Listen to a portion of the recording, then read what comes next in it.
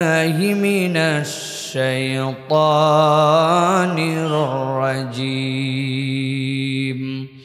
بسم الله الرحمن الرحيم.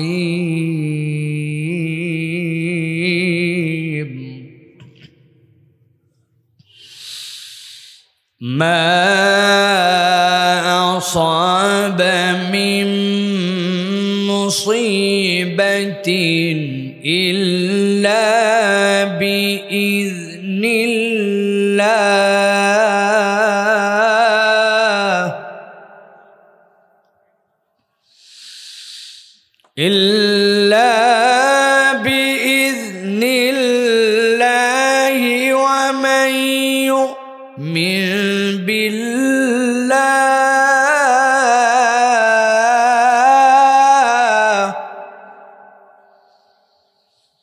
ومن يؤمن بالله يهد قلبه والله بكل شيء عليم.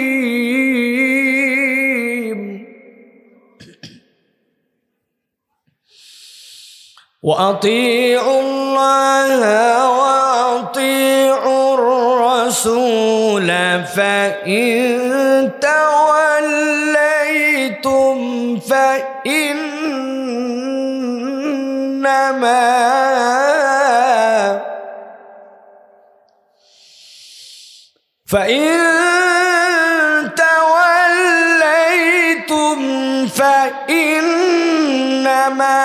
على رسولنا البلاغ المبين.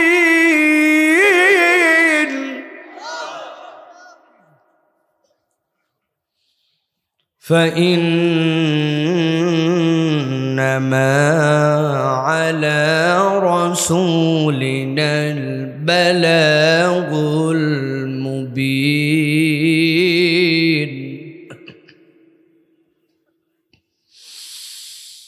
فإن توليتم فإنما على رسولنا البلاغ المبين.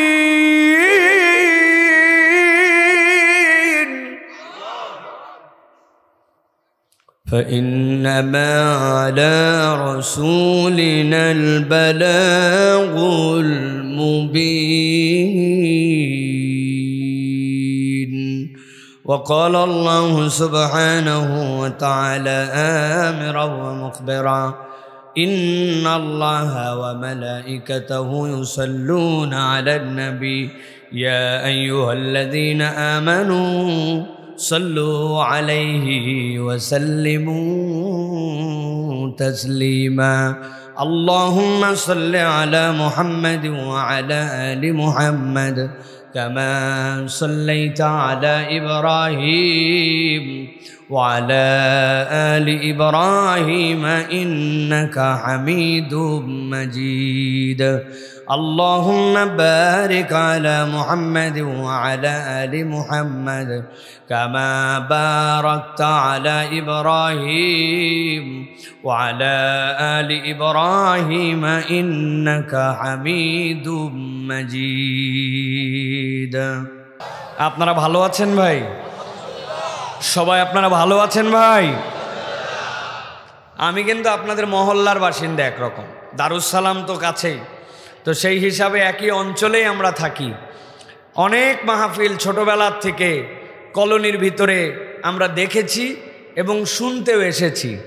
আজকে প্রথম এই কলোনিতে আল্লাহ রাব্বুল আমিন কথা বলার সুযোগ দান করেছেন, এজন্য আমার কাছেও ভালো লেগেছে যে আলহামদুলিল্লাহ এই জায়গাতে আল্লাহ রাব্বুল আলামিন কথা বলার মতো আল্লাহ পরিবেশ দিয়েছেন, আমরা কিছু কথা শোনার জন্য এসেছি। আলহামদুলিল্লাহ।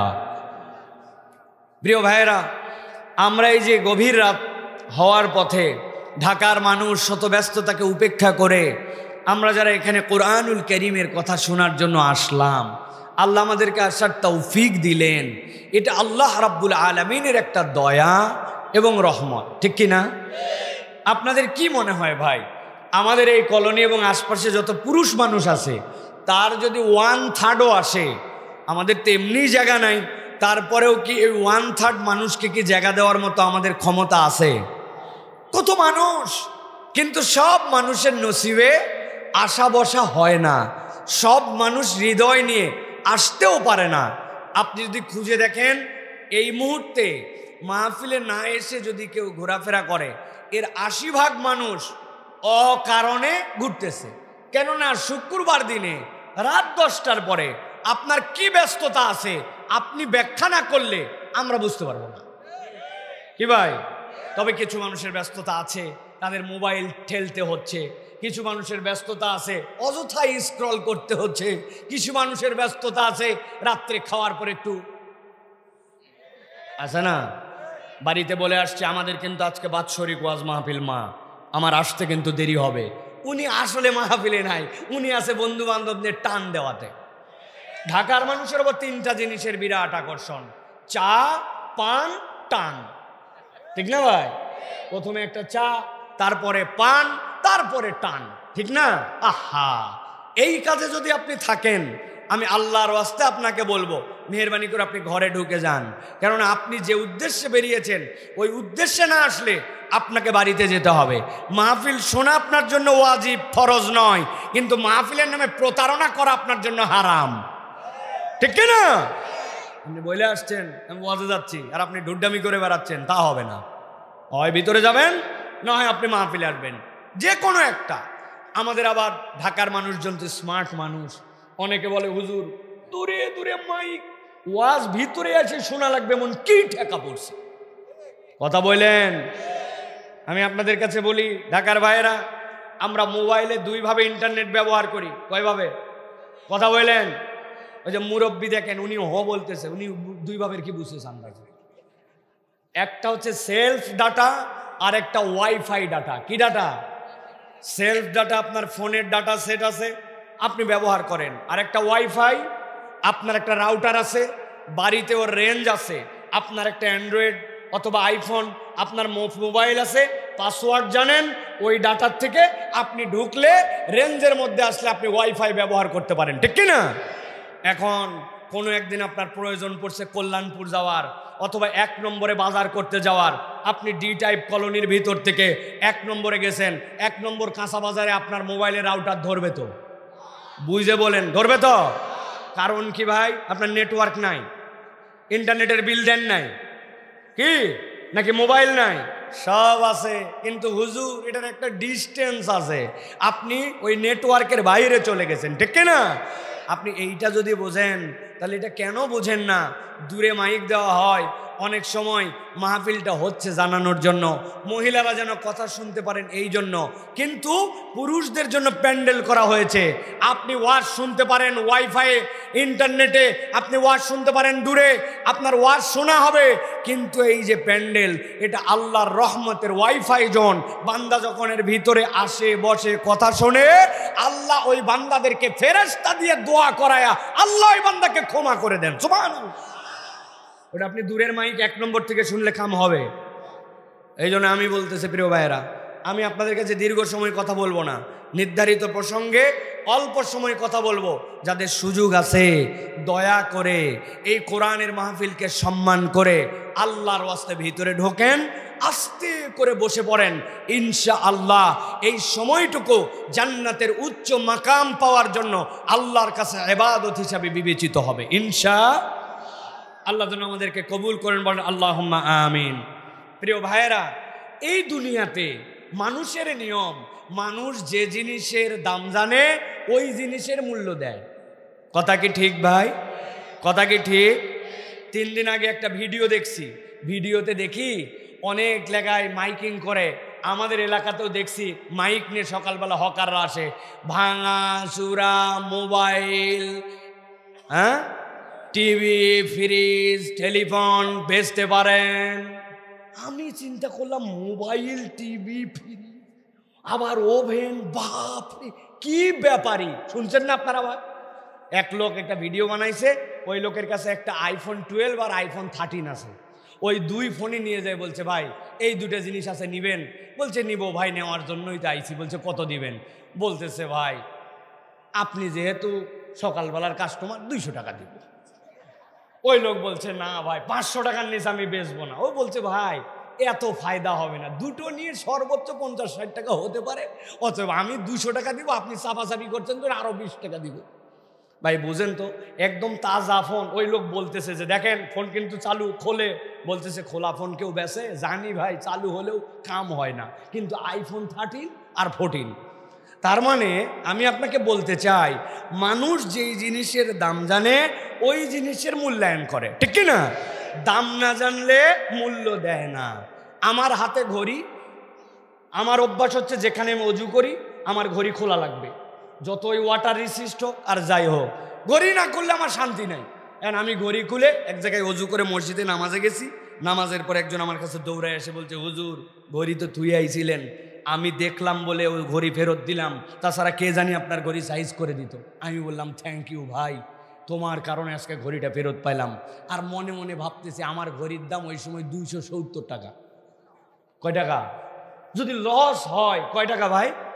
কথা বলতে হবে কিন্তু, কয় টাকা?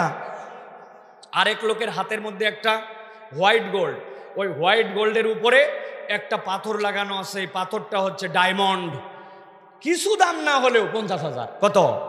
ওইটা পরে ওই লোক 1 নম্বরে বাজার করতে গেছে। আল্লাহর কি কাম, বাজারে যাওয়ার পরে দেখে এক লোক খালি ওই আংটির দিকে তাকায় আছে। আসলে যেই লোক আংটি দেখতেছে হাউমাউ করে, ওই লোক আংটির দিকে তাকায় নাই, ওই লোকটা হচ্ছে লক্ষ্মী টেরা। চিনছেন ভাই? 2 মণি 2 দিকে, ওইটা লক্ষ্মী টেরার টেরা বলার দরকার নাই, এটা না জায়েজ। কিন্তু আমরা যাদের 2 মণি 2 দিকে ওদেরকে টেরা বলি, ঠিক না ভাই? ও যদি এরকম করে দিক তাকায় আসলে দেখতেছে। এখন ওই লোকের হাতে 50,000 টাকা দেবেন আংটি, ও চিন্তা করছে কিরে শুরুর থেকে খালি এই লোক আমার মোবাইল আমার আংটির দিকে তাকায় আছে, আল্লাহ না জানে মনে হয় বুঝেলছে, এই জন্য আস্তে করে আংটি খুলে উনি আস্তে করে পকেটে রাখছে। জিজ্ঞাসা করবো বুঝে থাকলে বলেন, ওই লোক কি আংটি দেখতেছিল না অন্য দিক? কিন্তু আংটি খুলে সামলাইছে আংটির দাম কত আর আমার ঘড়ির দাম কত। তাহলে দাম জানলে মানুষ ওইটার মূল্য দেয়, ঠিক কি না? ভালো করে খেয়াল করেন, আমার আল্লাহ রাব্বুল আলামিন বলছেন মা আসাবা মিন মুসিবাতিন ইল্লা বিইজনিল্লাহ। দুনিয়ার মানুষ ভালো করে জেনে রাখো, দুনিয়ায় তোমাদের যত বালা আসুক, যত মুসিবত আসুক, দুনিয়ায় যত তোমাদের সমস্যা আসুক না কেন, আমি রব্বুল আমিন জানায় রাখলাম দুনিয়ায় যত মুসিবত তোমার হোক সবগুলো আল্লাহ রব্বুল আমিনের জ্ঞাত সারে। আল্লাহর জ্ঞানের বাইরে তোমার কোনো মুসিবত নাই, তোমার কোনো বিপদ নাই, তোমার কোনো বালা নাই। তাহলে রব্বুল আলামিন যদি সব বালা সব মুসিবতের ব্যাপারে খবর রাখেন, জিজ্ঞাসা হবে আল্লাহ রব্বুল আলামিন তাহলে আমাদেরকে কেন মুসিবত দেন? রব্বুল আলামিন কি মুসিবত দিয়ে মজা পান? বান্দা বিপদে পড়ুক আল্লাহ এটা দেখে কি তৃপ্তি পান? নাউযুবিল্লাহ। আল্লাহ বলছেন না বান্দা, বান্দা তোকে যত বড় মুসিবতই দেওয়া হোক না কেন ওইটা রব্বুল আলামিনের জ্ঞাত সারে।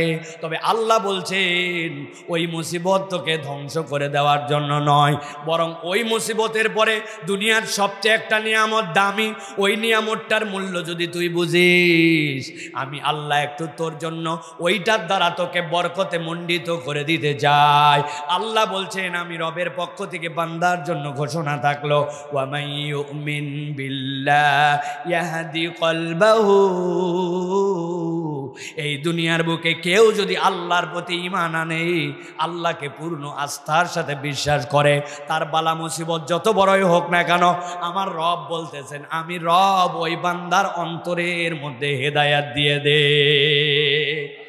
আল্লাহ রাব্বুল আলামিন বলছেন আর বান্দা জেনে রাখ আল্লাহু বিকুল্লি শাইইন আলিম, তোর রব তোর সব বিষয়ে খবর রাখেন। আল্লাহ বলছেন মুসিবত যত বড় হোক, বিপদ তোর যতই আসুক না কেন, তুই যদি আল্লাহর প্রতি ঈমান আনতে পারিস, আমি আল্লাহ চ্যালেঞ্জ হিসাবে তোর জন্য দিলাম বান্দা মুসিবত যাই হোক হেদায়েতের রাস্তা থেকে তুই কখনো বঞ্চিত হবি না। আল্লাহ বলছেন আমার বান্দাকে হেদায়েত দেব, আমি তার অন্তরের মধ্যে একটা হেদায়েতের নূর ঢুকায় দেব যদি বান্দা কেবলমাত্র তার ঈমানের দৌলতের দাম বোঝে। সুবহানাল্লাহ।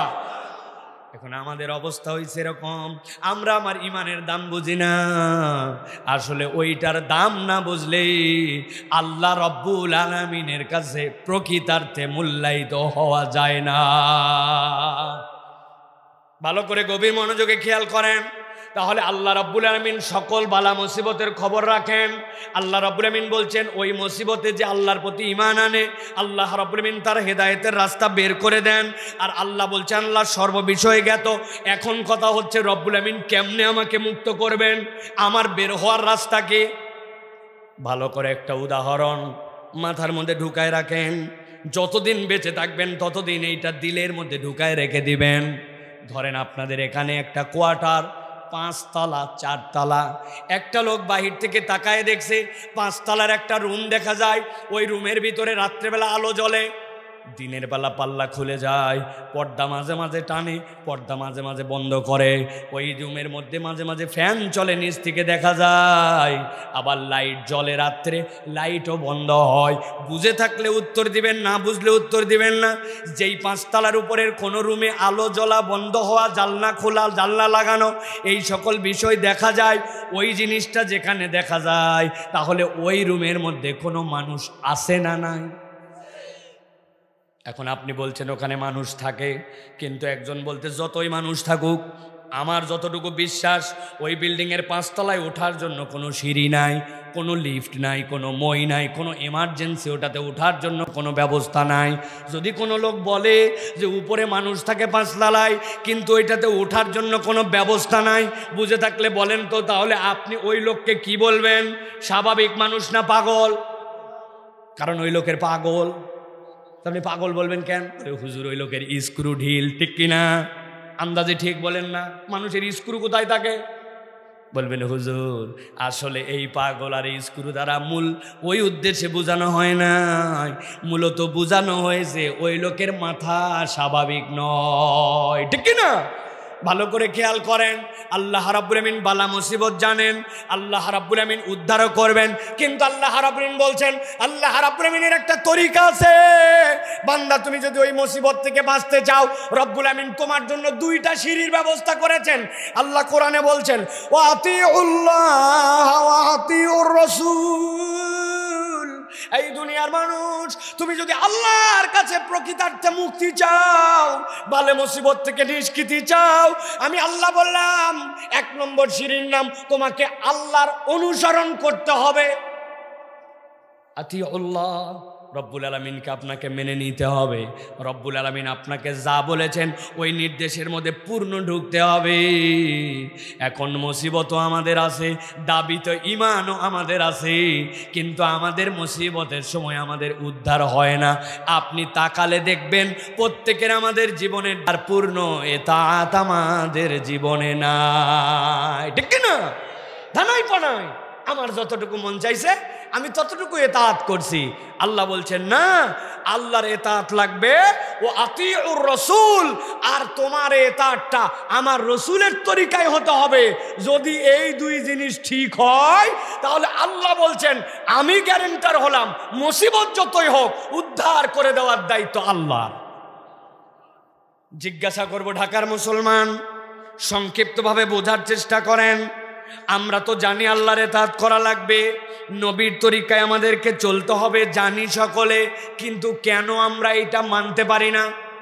কখনো কি ভেবে দেখছেন নাকি? আমি আপনাদের কাছে 7 থেকে 10টা সেকেন্ড আপনাদের কাছে একটু সময় দিতে চাই, একটু শেয়ার করেন, একটু চিন্তা করেন তো। আল্লাহর অনুসরণ করতে হবে, আল্লাহকে মানতে হবে, জানি সবাই, কিন্তু তারপরেও কেন আমরা আল্লাহর অনুসরণে ঢুকতে পারতেছি না? একটু চিন্তা করেন। আমি জানি আপনারা চিন্তা করতেছেন এবং আপনাদের প্রত্যেকের চিন্তা আলাদা, ডিফারেন্ট পিপুল, আপনাদের ডিফারেন্ট দৃষ্টিভঙ্গি থাকবে, কিন্তু এবার আমি একটু আপনাদের সাথে শেয়ার করি। ক্ষুদ্র চিন্তা করে আমি দেখেছি দুনিয়ার মানুষ আল্লাহর যে অনুসরণ করে না, আল্লাহর কথা আমার ইয়াংরা, আমার যুবকরা যে মানতে চায় না, এর অন্যতম কারণ হচ্ছে আল্লাহ রব্বুল আলামিন যে আমাদের কেমন রব আর কেমন রাজ্জাক, এই বিষয়ে আমাদের পূর্ণ ধারণা নাই। আল্লাহ আপনার আমার কেমন রাজ্জাক আর কেমন রব কি ধারণা আমাদের? একটা মানুষ বলছে হুজুর আমাকে আল্লাহ অনেক ভালো রাখছে। কেমনে ভালো রাখছে? বলে আমার খাওয়া নিয়ে কোনো টেনশন নাই, আমার ধান চালের কোনো অভাব নাই, আল্লাহ আমারে ভালো রাখছে। বললাম মানে? বলতেছে আল্লাহ আমার রাজ্জাক রব, আমার খাওয়া প্রাণী, আমার কোনো দুশ্চিন্তা নাই, মানুষের দুয়ারে আমাকে খাওয়ার জন্য যেতে হয় না। এই জন্য উনি চিন্তা করছে আল্লাহ তার রাজ্জাক রব, আল্লাহ তাকে খুব ভালো রাখছে। আপনি যদি আল্লাহ আপনাকে কেবলমাত্র খাওয়ায় আর পড়ায়, আল্লাহ রাব্বুল আমিন আপনার বাজারের টেনশন দূর করছে, এইটাতে যদি আপনি মনে করেন যে আল্লাহ রাজ্জাক রব, তাহলে আল্লাহ রাজ্জাকের রুবুবিয়াতের আপনি 10%ও বোঝেন নাই। আপনি যে ঠিক বলছেন কেউ কেউ না বুঝে, আমি আপনাদের কাছে সংক্ষিপ্ত সময় একটু বুঝাই, আপনার দিলটা হয়তো আজকে আনন্দিত হবে যে আপনার রব, আমার রব রাজ্জাক, আপনার আমার জন্য কেন তিনি রাজ্জাক। আমি মাঝে মাঝে উদাহরণ দিচ্ছি জানি বোঝানোর জন্য।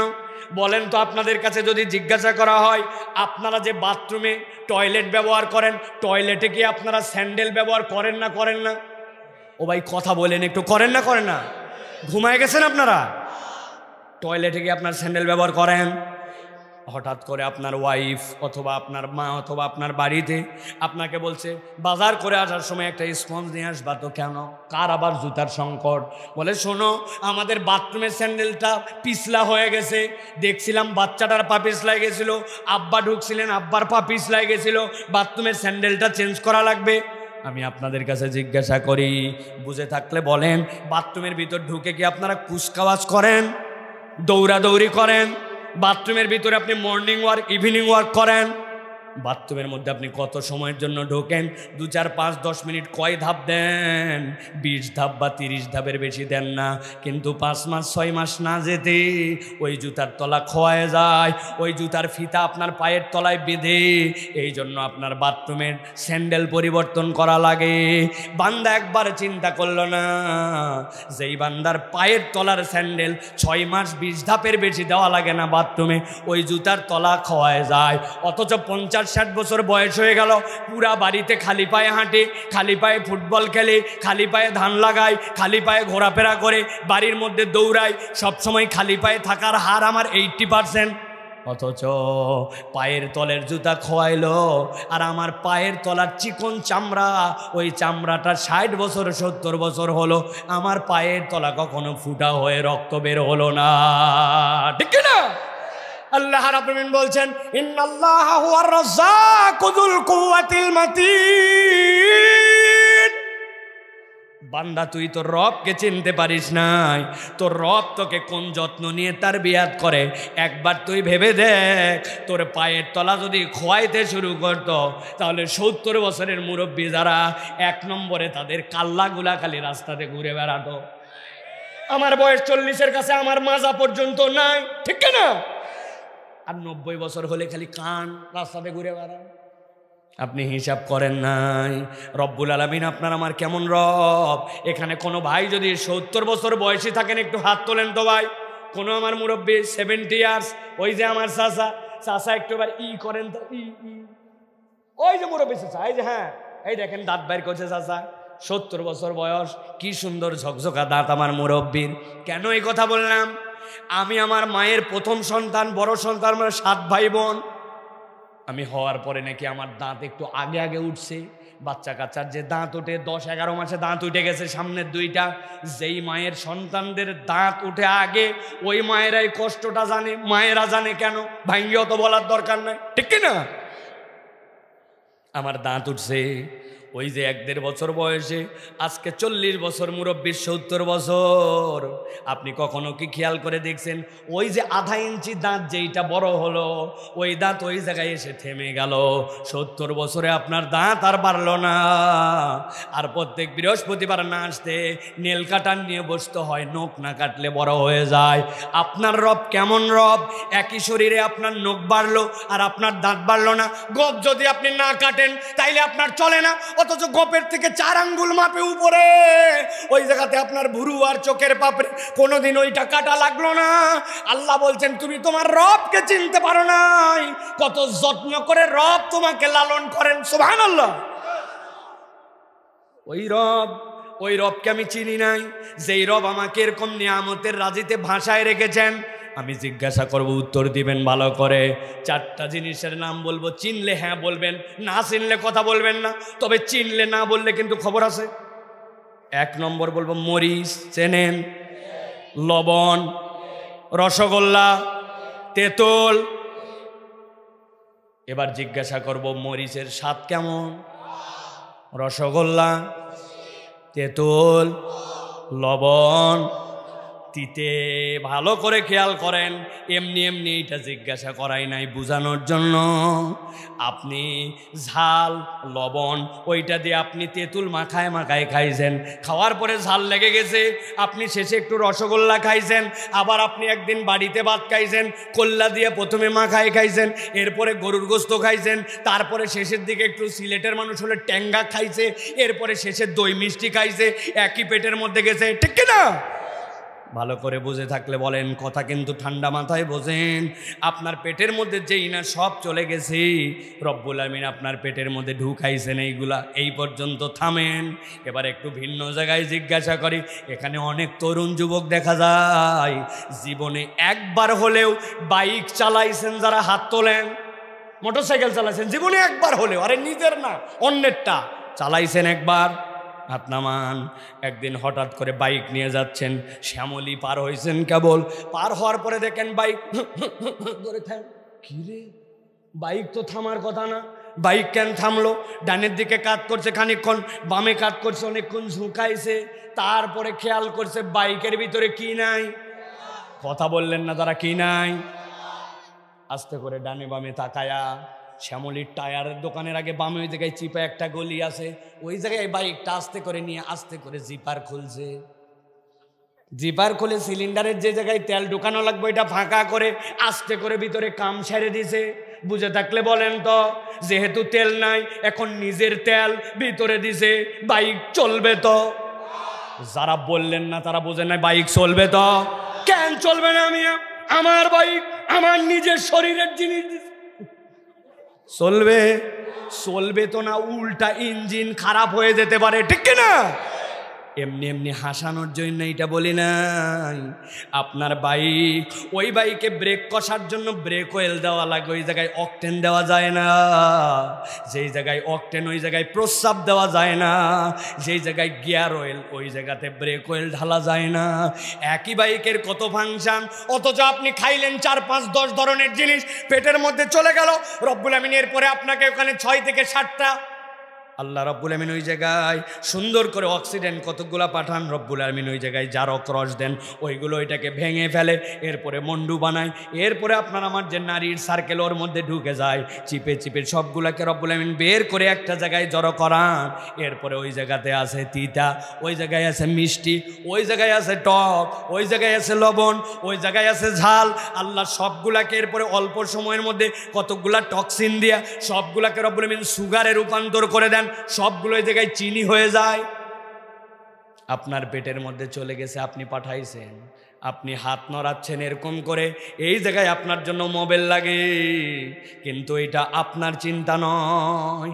প্রত্যেক দিন 22,000 বার চোখের পলক ফেলেন, আপনার চিন্তা নাই। অথচ গাড়ির ড্যাশবোর্ড খুলে খুলে দেখা লাগে ওয়াইফাই চালানোর জন্য পানি আছে কিনা। ওয়াইফাইয়ের যদি পানি না থাকে বলে ঠিক আছে এখন চালাস না, কারণ গ্লাসের উপরে যে বালুগুলো আছে ওইটাতে গ্লাসগুলা কিচকিচা হয়ে দাগ হয়ে যাবে, ঠিক কিনা? অথচ আপনি 22,000 বার চোখের পলক ফেললেন। কবে আপনি চোখের জন্য এখানে পানি দিছিলেন? হাতের পরে হাত নড়ালেন, পায়ের পরে পা চালায় গেলেন, কবে আপনি মোবাইল দিছিলেন? আপনার কোনো চিন্তা নয়। আপনি ডিফারেন্ট কাইন্ড অফ জিনিস খাইছেন, সবগুলা পেটে ঢুকায়া রব্বুল আমিন যেখানে যেটাকে সাপ্লাই করা লাগবে আল্লাহ নিজ কুদরতে সেটা পাঠায় দেন। আল্লাহ বলছেন, বান্দা তুই তোর রবকে চিনিস নাই, তোর রবকে যদি চিনতি তাহলে আল্লাহ ছাড়া বান্দা অন্য কারো কথা শুনতো না, ঠিক না? কি ভাব মারো তুমি রে ভাই, বাপরে জিন্সের প্যান্ট উপরে শার্ট, চলাফেরা হাতের মধ্যে একটা অ্যান্ড্রয়েড মোবাইল, ঢাকে ঢাকায় চিন্তা করছে আমার উপরে আর কোনো স্মার্ট ছেলে পেলেই নাই। আছে না? নামাজ পড়ে না, কালাম পড়ে না, ডুড্ডামি করে, আড্ডামি করে, ফালতু ফালতু স্টাইলে চলাফেরা করে। মানুষ সামনে তোমাকে কিছু বলে না, কিন্তু তোমার ভাব চক্কর দেখে বহু মানুষ তোমাকে বেয়াদব বলে। ভালো করে জেনো ভাই, কেন এই কথা বললাম? তোমাকে অপমান করার জন্য, শার্ট প্যান্টকে নিন্দা করার জন্য না। শার্ট প্যান্ট পরা নাজায়েজ না, মোবাইল ব্যবহার নাজায়েজ না, কিন্তু তুমি যদি মনে করো এইটাই তোমার স্মার্টনেসের মানদণ্ড, তুমি ভুলের মধ্যে আসো। যে আল্লাহকে মানে, রসুলকে মানে, আল্লাহ রসুলের তরিকায় নিজের জীবন চলায়, ওই ব্যক্তি আল্লাহর কাছে স্মার্ট। স্মার্টনেসের এই ছাড়া আল্লাহর কাছে আর কোনো সংজ্ঞা নাই, কোনো সংজ্ঞা নাই।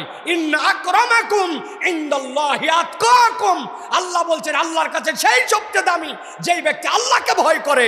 ওর কালার কি, ওর বাড়ি কোথায়, গ্রামে থাকে না শহরে, আরব না আজমে, বাংলা না ইংরেজি, এইগুলো নয়। আল্লাহকে মানে যে আল্লাহর কাছে স্মার্ট সে, ঠিক কিনা? কথা ক্লিয়ার? আল্লাহ এই জন্য বলছেন ফাইন তাওয়াল্লাইতুম ফাইন্নামা আলা রাসূলিনাল বালাগুল মুবিন। নবী বলে দেন, অনেককে বলার পরে বলবে শুনলাম না, মানলাম না। আপনিও বলে দেন তোমাদেরকে দারোগাগিরি করার জন্য আমরা আসি নাই। আল্লাহ রসুলের থেকে মুখ ফিরাই নাও যদি, আমি রসুল কেবল দায়িত্ব পৌঁছায় দেওয়ার। শুনবে কি শুনবেন এটা তোমার ব্যাপার, শুনলে জান্নাত, না শুনলে বুঝে নাও, ঠিক কিনা? অতএব প্রিয় ভাইয়েরা, আজকের আয়োজনে যে আমরা নিজেদের সময় বের করে এই যে হাজারো জনতা মাটির বিছানায় বসে গেছেন, আপনারা কি মনে করতেছেন এটা আমাদের জন্য লাভ আছে না নাই? বুঝে বলেন আছে না নাই? অতএব প্রিয় ভাইরা, আমরা কোরআনুল কারীম থেকে কথা শোনার জন্য আসছি, ঠিক তো? যারা আমার কথা এই জায়গায় ডাইরেক্ট শুনেন নাই, তারা মনে করতেছেন মাশাআল্লাহ ওয়াজ তো শুরু হয়ে গেছে, তাই না ভাই? ওয়াজ এখনো শুরু হয় নাই, কেবল একটু লোকজনকে আস্তে করে বাউন্ডারির ভিতরে আনলাম। কি আলোচনা করব ওইটার জন্য একটা আইল দরকার। আইল ছাড়া ওয়াজ হয়? আল ছাড়া পানি বাঁধে? আমাদের অধিকাংশ ওয়াজ আল নাই। কোথায় শুরু কোথায় শেষ কিচ্ছু জানে না পাবলিক। যাওয়ার পরে বলছে একটা বক্তা আসছিল ফাটায় ফেলছে। বউ জিজ্ঞাসা করছে কি ফাটালো, বলছে তা বলতে পারবো না, কিন্তু ফাটাইছে ফাটাফাটি। তাই ফাটাফাটি কোনো ওয়াজ আমার কাছে নাই। আমার ওয়াজ সব জোড়া তালি, যেগুলো ফাটা সম্পর্ক এগুলা জোড়া লাগাতে হবে। আল্লাহ রাব্বুল আলামিন যেন আমাদেরকে এই কথাগুলি শোনার তৌফিক দেন, বলেন আল্লাহুম্মা আমিন। তাহলে আমরা কি কোরআন থেকে কিছু কথা শুনতে রাজি আছি? তবে আপনাদেরকে বলে দেই, ঢাকাবাসী যারা মুরব্বী আছেন 40-এর উপরে, আপনাদের জন্য শুক্রবার দিন যেরকম ছুটি, শনিবার ছুটি, আপনাদের ওয়াজেও ছুটি। 40-এর উপর যারা, এরা আমার শ্রোতা না, এনাদের জন্য গণ ছুটি ঘোষণা করা হলো। আপনার মেহেরবানি করে বাড়ি চলে যেতে পারেন যদি খারাপ লাগে। কিন্তু 40-এর নিচে যারা, ভাই সাহেব আমি যতক্ষণ আপনি ততক্ষণ, যাওয়ার কোনো কায়দা নাই। সে দাঁড়ায়েই থাকেন আর বসেই থাকেন, এটা আপনার ব্যাপার। আমরা বসার জায়গা করছি, আপনি বসবেন না, ইটস ইউর সেলফ। কিন্তু আপনি চলে যাবেন, নো ওয়ে, কোনো সুযোগ নাই। আমি যতক্ষণ আপনি ততক্ষণ। রাজি আছেন তো ইনশাআল্লাহ? কারা কারা আছেন দেখে 2 হাত উঁচু করেন, শক্ত করে তোলেন, হাত নামান। আমরা রাজধানী ঢাকা শহরের লোক না ভাই, হ্যাঁ? চারটিখানি কথা না, একটা দেশ এবং তার ক্যাপিটালে আমরা আছি। আমি আপনাদের কাছে একটু ক্লিয়ার করতে চাই ভাই, আমাদের ঢাকাতে হাত সোজা করার মানে কি এরকম? হ্যাঁ ভাই হাত সোজা করেন, অথবা ভাই হাত সোজা করেন, এগুলা কোনোটাই হাত সোজা করে না। হাত সোজা করে যদি এইরকম হয়, হাতগুলো এইরকম করে সোজা করেন। সোজা করেন সবাই, টান করে হাত নামান। এবার একসাথে তুলবো এবং ডানে বামে তাকায় দেখবো কারা কারা উঠাতে পারে নাই, ঠিক আছে তো? যদি মুরব্বী হন, হাত যদি ভাঙ্গে গেছে, সোজা হয় না, পঙ্গু হাসপাতালে ছিলেন, সে ভিন্ন কথা। কিন্তু আপনার যদি কোনো অসুবিধা না থাকে, কিন্তু অভ্যাস নাই জন্য জ্যাম ধরে গেছে, তাহলে কিন্তু আমরা এটা মেনে নিব না। ডানে বামে তাকায় দেখবো, একসাথে সকলে হাত সোজা করেন। হ্যাঁ সবাই ডানে বামে তাকায় দেখেন কারা উঠাতে পারে নাই, দেখেন একটু তাকায়া, দেখছেন সবাই সোজা হয়েছে? সোজা হয়েছে সবার? সোজা করেন, সোজা। এবার একটু পিছন দিকে টানা দেন, এবার সামনে একটু দেন, হ্যাঁ এবার ডানে একটু হবে, এবার বামে একটু, মাশাআল্লাহ। এবার সোজা করেন, সোজা সোজা করে একটু নড়াচড়া দেন না, মাশাআল্লাহ। হাত সোজা করেন, সোজা। এবার গলাটা একটু পরিষ্কার করেন। হয় নাই, ঢাকাবাসী হয় নাই। হাত সোজা করে গলা পরিষ্কার দেন, সোজা সোজা সোজা। আমরা এবার আকাশ বাতাস মুখরিত করে আল্লাহ রাব্বুল আলামিনের একটা তাকবীর দিতে চাই। পারবেন ইনশাআল্লাহ? যারা পারবেন তারা হাতটা বুক বরাবর নেন, এই বরাবর, হ্যাঁ বুক বরাবর। আমি যখন বলবো লিল্লাহি তাকবীর, আপনারা তখন হাত দুটো আসমানের দিকে ছুড়ে দিয়ে আল্লাহু আকবার বলে হাত আবার নামাই নেবেন। পারবেন ইনশাআল্লাহ? জীবনের কম জোরে তাকবীর দেই নাই, আজকে আল্লাহকে খুশি করার জন্য, শয়তানকে পরাজিত করার জন্য, ইমানকে শান দেওয়ার জন্য, আল্লাহর নামকে আরশে আজিম পর্যন্ত আনন্দের সাথে পৌঁছানোর জন্য একটা আকাশ বাতাস মুখরিত করে তাকবীর দিতে চাই। যারা এরকম বলিষ্ঠ কণ্ঠে তাকবীর দিতে পারবেন তারা বলেন আল্লাহুম্মা আমিন, আর যারা পারবেন না তারা বলেন আল্লাহুম্মা আমিন। আহা, আছে না ভাই? আছে। যত ভামপট্টি দেন কাজ হবে না, আছে না একদল ভাই? আমি দেখছি তো ভাই, সারা দেশ তো ঘুরতেছে, আল্লাহ ঘুরাচ্ছেন প্রিয় ভাইরা। অনেক পামপট্টি দিয়ে বলছি লিল্লাহি তাকবীর, উনি উত্তর দিছে আল্লাহ। ব্যাটারি নাই, এরকম ব্যাটারি ডাউন না, ব্যাটারি আছে। আর বাইরে যারা মাইকে শুনতেছে তারা বুঝবে যে কি পরিমাণ লোক এখানে আজকে আনন্দ চিত্তে এই রাত্রে আছে। ওনারা মনে করতেছে মাইক দূরে দূরে, ভিতরে লোক নাই, ভিতরে জায়গা নাই। এরকম একটা সাক্ষ্য দেওয়া তাকবীর দিতে হবে। পারবেন ইনশাআল্লাহ? বুক বরাবর হাত নেবেন। আমি লিল্লাহি তাকবীর বললে উপর দিকে হাত ছুড়ে দে আল্লাহু আকবার। রেডি সবাই? আমি আস্তে করে বলবো, আপনারা জোরে করে দিবেন লিল্লাহি তাকবীর, লিল্লাহি তাকবীর। আল কোরআনের আলো, আল হাদিসের আলো, তোমার নেতা আমার নেতা, তোমার নেতা আমার নেতা, আলেম ওলামা যেখানে, আল্লাহর আইন যেখানে, লিল্লাহি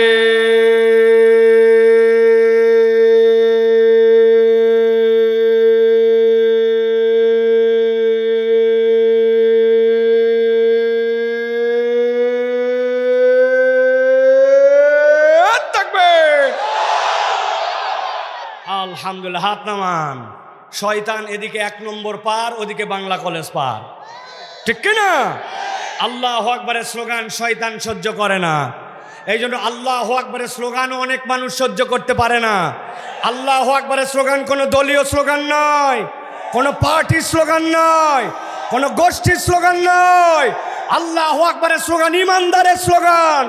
ইমানদারের হৃদয়ে যতদিন পর্যন্ত ইমান থাকবে এই বাংলার জমিনে আল্লাহু আকবারের স্লোগান চলতেই থাকবে, চলতেই থাকবে, চলতেই থাকবে।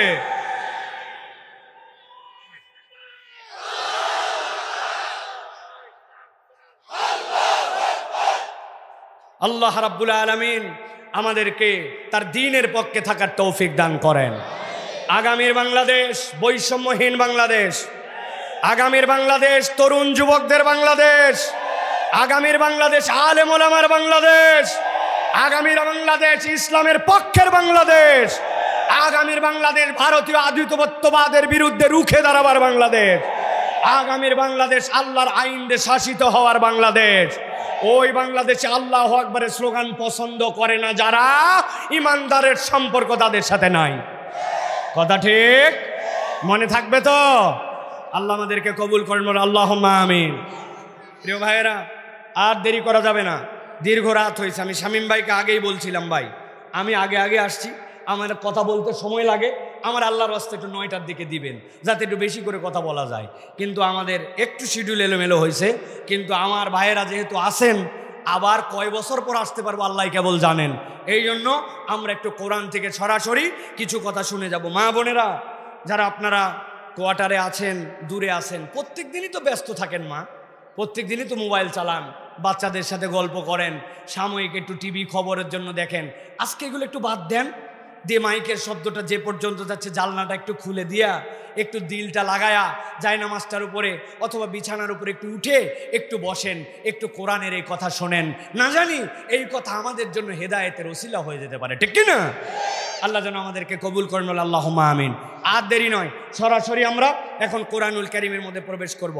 বিতাড়িত শয়তান থেকে আশ্রয় প্রার্থনা করে সমস্বরে একযোগে আমরা সকলে সকল ক্লান্তি, জড়তা, সকল সততা, সব ধরনের আমাদের অপারগতা এইগুলাকে দূরে ঠেলে শয়তানকে পরাজিত করার নিয়তে আল্লাহর শেখানো বাক্যে আমরা সরাসরি কোরআনে ঢুকছি। সকলে পড়েন আউযু বিল্লাহি মিনাশ শাইতানির রাজিম, বিসমিল্লাহির রাহমানির রাহিম। ওয়াতলু আলাইহিম নাবা'আল্লাযী আতাইনাহু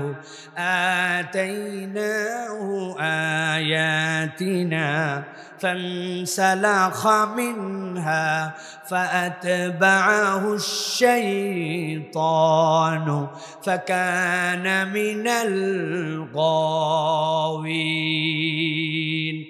আমার আল্লাহ রাব্বুল আলামিন নবীজি সাল্লাল্লাহু আলাইহি ওয়াসাল্লামকে বলছেন, ও আমার হাবিব, আপনাকে মক্কায় জাজিরাতুল আরবে ওই ভূখণ্ডের মধ্যে প্রেরণ করা হলো, যেই জায়গাতে আপনি যেই সময় আছেন সর্বোচ্চ মানুষের সংখ্যা হয়তো 5 থেকে 6 লক্ষ হতে পারে, কিন্তু আপনাকে কিয়ামত পর্যন্ত অনাগত মানুষের জন্য পয়গম্বর করে প্রেরণ করা হয়েছে। ইব্রাহিম আলাইহিস সালাম খানায় কাবার চত্বরে আল্লাহর কাছে দোয়া করেছিলেন, খেয়াল করেন। ইব্রাহিম ছিলেন খলিলুল্লাহ, কি নাম? আর ওই দোয়ার মধ্যে একজন আমিন আমিন বলেছিলেন, তিনি ছিলেন ইসমাইল। ইসমাইল হচ্ছেন জবিহুল্লাহ। ইসমাইল কি? যেই জায়গাতে দোয়া হচ্ছিল ওই জায়গাটা খানায় কাবা, ওই জায়গাটার নাম হচ্ছে বাইতুল্লাহ। তাহলে দোয়া করছিলেন কে? বলেন কে? খলিলুল্লাহ, বলেন না। আমিন বলছিলেন কে? জবিহুল্লাহ। যেই জায়গায় দোয়া কবুল, যেই জায়গায় দোয়া করা হচ্ছিল জায়গাটা কি? বাইতুল্লাহ। আর যিনি এই দোয়া করার যোগ্যতা আর এই দোয়া কবুল করতেছিলেন তিনি ছিলেন স্বয়ং আল্লাহ। ইব্রাহিম আলাইহিস সালাম দোয়া করলেন, ওয়াইদ ইয়ারফাউ ইব্রাহিমুল কওয়াইদা মিনাল বাইতি ওয়া ইসমাঈল রব্বানা তাকাব্বাল মিন্না ইন্নাকা আনতাস সামিউল আলিম। খানায় কাবা নির্মাণের পরে ইব্রাহিম আর ইসমাইল মিলে হাত তুলেছেন আল্লাহর কাছে। আল্লাহর কাছে এই ঘরকে কবুল করতে বললেন। আল্লাহ বলছেন, ঘর তো এমনি এমনি কবুল হবে না, আপনার দিলে আমি এখন ঢেলে দিলাম, আপনি এখন একটা দোয়া করেন, রব্বানা ওয়াবআস ফীহিম রাসূলাম মিনহুম। আয় রব, আপনি তাদের মধ্যে এমন রাসূল প্রেরণ করেন যার কমসে কম 4টা কোয়ালিটি থাকবে। ইয়াতলু আলাইহিম আয়াতিক ওয়া ইউযাক্কিহিম ওয়া ইউআল্লিমুহুমুল কিতাবা ওয়াল হিকমা। ওই মানুষগুলার মধ্যে থেকে একজন পয়গম্বর দিবেন যিনি কিতাব তেলাওয়াত করে করে শোনাবেন। আল্লাহ রাব্বুল আলামিন ইসহাক আলাইহিস সালামকে ইসমাইলের ছোট ভাই বানাইছিলেন, কিন্তু ইসহাক আলাইহিস সালামের বংশ থেকে লক্ষ লক্ষ পয়গম্বর আল্লাহ ছাড়া কেউ জানেন না কতগুলো, কিন্তু ইসমাইল আলাইহিস সালাম থেকে একটাই মাত্র পয়গম্বর, তিনি আপনার আমার নবী, ইমামুল আম্বিয়া, খাতামুন নবীন, মুহাম্মাদুর রাসূলুল্লাহ সাল্লাল্লাহু আলাইহি ওয়াসাল্লাম। আল্লাহ বলছেন, নবী আপনাকে আমি বললাম, গভীর মনোযোগে খেয়াল করেন, ওয়াতলু আলাইহিম, আপনি তাদের কাছে তেলাওয়াত করেন। কি তেলাওয়াত করবেন? নাবা আল্লাযী, এমন একটা সংবাদ, আতাইনাহু আয়াতিনা, যাদেরকে আমি আমার পক্ষ থেকে আয়াত দান করেছিলাম, যাদেরকে আমি আমার পক্ষ থেকে আল্লাহর নিদর্শন দিয়েছিলাম। আব্দুল্লাহ ইবনে মাসউদ বলতেছেন, এইটা কার ব্যাপারে আল্লাহ বলছেন জানো নাকি? ওই লোকের নাম ছিল বালআম ইবনে আবার, বাড়িটা ছিল ফেরাউনের ওই মিশরে। ফেরাউনের সমসাময়িক ব্যক্তিত্ব, যোগ্যতা কি? আল্লাহ রাব্বুল আলামিন ওই ব্যক্তিকে এমন যোগ্যতা দিয়েছিলেন, ওই লোক আল্লাহর কাছে হাত তুলতে দেরি, এক মুহূর্ত তার কোনো দোয়া ফেরত আসতো না, দোয়া করার সাথে সাথে দোয়া কবুল হয়ে যায়। সুবহানাল্লাহ। কথা শুনতেছেন ভালো করে? খেয়াল করেন আমার দিকে। আল্লাহ বলতেছেন, আপনি ওই ব্যক্তির ব্যাপারে জানান যাকে আল্লাহ আয়াত দিয়েছিলেন। আব্দুল্লাহ ইবনে মাসউদ রাদিয়াল্লাহু তাআলা থেকে বর্ণিত আছে, ফেরাউনের লোকের একদিন তার কাছে গেল, যাওয়ার পরে বলল, আপনি তো আমাদের সমাজে একটা লোক আসছে, এই ব্যাপারে খবর রাখেন। সে বিরাট বড় ঝামেলা তৈরি করছে, সমাজের মধ্যে ডিভাইড করে দিচ্ছে, 2 দল বানায় ফেলতেছে, আমাদের শান্তিপ্রিয় সমাজের মধ্যে গন্ডগোল পাকায় ফেলছে। কে সে? বলে চেনেন না মুসা? ওই লোক বলে হ্যাঁ। কি করতে হবে? বলে ওই লোক যেন ধ্বংস হয়ে যায় আপনি তার জন্য দোয়া করেন। বলছে অসম্ভব ব্যাপার, এই দোয়া তো আমার করা ঠিক হবে না মনে হয়। কেন? বলে আমি খবর নিয়ে দেখছি ওই লোক যখন হাতটাকে লম্বা করে নিজের বগলের নিচে দেয় তখন আবার বের করার সাথে সাথে হাতের মধ্যে থেকে আলো বের হয়, আবার যখন চায় তখন বগলের নিচে নিলে আলো অফ হয়ে যায়। আজব ব্যাপার, এটা স্বাভাবিক কোনো মানুষের কর্ম নয়। তোমরা সবাই বলছো তাকে জাদুকর, আমি যতটুকু বলছি জাদুকর সে নয়। কেন? বলে জাদুকর যখন ঘুমায় যায় চলমান জাদুর ক্রিয়া তখন তার থেকে হারায় যায়, কিন্তু সে তো এমন লোক অনেকগুলা মেষ নিয়ে মাঠের মধ্যে যায়, যাওয়ার পরে যখন ঘুম আসে গাছের নিচে ঘুমায় আর তার হাতের একটা লাঠি থাকে ওটা গেড়ে দেয়। কোনো একটা মেষ যদি কোনো একদিকে ছুটাছুটি করতে চায় এক মুহূর্তে দেরি হয় না, ওই লাঠিটা উঠে পিটায়া মেষগুলাকে লাইনে আনে আবার নিজে নিজ ওই জায়গায় দাঁড়ায় যায়। যদি ওইটা জাদুই হতো তাহলে মুসা ঘুমায় থাকলে লাঠি কাজ করে কেমনে? আল্লাহু আকবার। না আমি বদদোয়া করতে পারবো না। লোকজন বলল মনে করছেন আমাদের স্বার্থে আমরা আসছি না, আপনার স্বার্থেও আসছি। মিয়া এই জায়গায় যদি আপনি বদদোয়া না করেন তাহলে আরেকজন লোক তৈরি হবে যার কাছে মানুষজন যাবে, আপনার দরবারে কেটা যাবে, আপনার কাছে হাদিয়া কে দিবে। আমাদের খালি স্বার্থ নাকি? আপনারও স্বার্থ জড়িত আছে। গিলে ফেললো এই পাম, হাত তুলছে আল্লাহর কাছে, আল্লাহ মুসাকে তুমি ধ্বংস করে দাও। আল্লাহ এলহাম করে তাকে জানায় দিলেন দুনিয়ায় যতদিন তুমি বাঁচবা তোমার এই ভুল দোয়ার কারণে তোমার দোয়া কবুলের সকল যোগ্যতাকে ক্যান্সেল করে দেওয়া হলো। আল্লাহ বলছেন নবী আপনি বলেন আল্লাযী আতাইনাহু আয়াতিনা ফানসালাকা মিনহা, তাকে আয়াত দেওয়া হয়েছিল সেখান থেকে সে মুখ ফিরায় নিছে। আমি জিজ্ঞাসা করব আপনারা উত্তর দিবেন। ওই লোক যে আল্লাহর আয়াতকে অস্বীকার করে মুখ ফিরাইয়া মুসা আলাইহিস সালামের বিপক্ষে দোয়া করলেন, উনি কে মুসাকে চিনছে? মুসা আলাইহিস সালামের উপর আল্লাহর যে আয়াত আসছিল ওই আয়াত বুঝছে না বোঝে নাই? তাহলে আল্লাহর আয়াত বুঝে ওইখান থেকে মুখ ফিরায় নিয়েছে। এখন জিজ্ঞাসা করব আমাদের সমাজে এরকম লোক আছে কিনা যারা আল্লাহর আয়াত জানা বুঝার পরেও সেখান থেকে নিজের মুখ ফিরায় নিয়ে রাখে? আছে? বুঝেন নাই? আমি আর একটু ক্লিয়ার করি দেখেন তো। আপনার বাড়ি উত্তরবঙ্গে, আপনার বাড়ি নোয়াখালীতে, আপনার বাড়ি চিটাগাং, বগুড়া, রংপুর, ঠাকুরগাঁ। আপনি ঈদের সময় ঢাকা থেকে রওনা দিবেন, গাবতলীতে যায় বাসে উঠছেন, বাসের সব সিট ফুল, ভিতরে ফুল, ইঞ্জিন কভার ফুল, ছাদের উপরেও লোক নিছে। ঈদের আগের রাত, আপনার আর কোনো জায়গা নাই। আপনি বাসের মধ্যে ঢুকে লোহার রড ধরে দাঁড়াইছেন, দাঁড়ানোর পরে পা ফেলার জায়গা নাই। যেই না আপনি ওই ধামরাই পার হয়েছেন সাথে সাথে আসরের ওয়াক্তের আজান আপনার কানে আসছে, হাইয়া আলাস সালাহ। এইটা শুনে তো নামাজির ভিতরে অস্থির লেগে গেছে, আসরের নামাজ তো পড়া লাগবে, কিন্তু ওই বাস দাঁড়ায় না, নামার জায়গা নাই, ডানে যাওয়া যায় না, বামে যাওয়া যায় না, তায়াম্মুম করবে পরিবেশ নাই, দাঁড়ায় যে ইশারা করবে এই রকমও নাই, চাপা চাপি। এইরকম করে থাকতে থাকতে তার আসরের নামাজটা ফৌত হয়ে গেছে, কাজা হয়ে গেছে। বুঝে থাকলে উত্তর দেন। এই লোকের যে নামাজটা নষ্ট হলো এই নামাজটা কি সে অনিচ্ছায় নাকি ইচ্ছায়, ইচ্ছায় নাকি অনিচ্ছায়, কোন কারণে এই নামাজ ত্যাগ করছে? ইচ্ছা ছিল কিন্তু পড়তে পারে নাই, ঠিক কিনা? কিন্তু আপনাদের D type colony, Dhaka, Bangladesh, দুনিয়া বিভিন্ন জায়গায় এরকম মানুষ আছে কিনা? আজানের পর আজান হয়ে যায়, মোবাইল চাপে, মসজিদের পাশে চায়ের দোকানে বসে থাকে, আড্ডাবাজি করে, খেলার মাঠে থাকে, মাঠে নিজের কাজ করে, দোকানদারি করে, চাইলেই নামাজ পড়তে পারে, কিন্তু আল্লাহর আহ্বানকে উপেক্ষা করে নামাজে হাজিরা দেয় না। এই লোকটা যে নামাজ পড়ে না, এই লোক যে নামাজ বাদ দিল, এটা কি অনিচ্ছায় না ইচ্ছায়?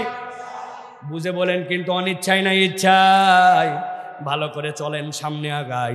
আল্লাহ বলছেন ওই লোকের চরিত্র নম্বর 1 ছিল আল্লাযী আতাইনাহু আয়াতিনা ফানসালাকা মিনহা। ওই ব্যক্তিকে আয়াত দেওয়া হয়েছিল কিন্তু ওই আয়াত থেকে সে নিজের মুখ ফিরায় নিয়েছে।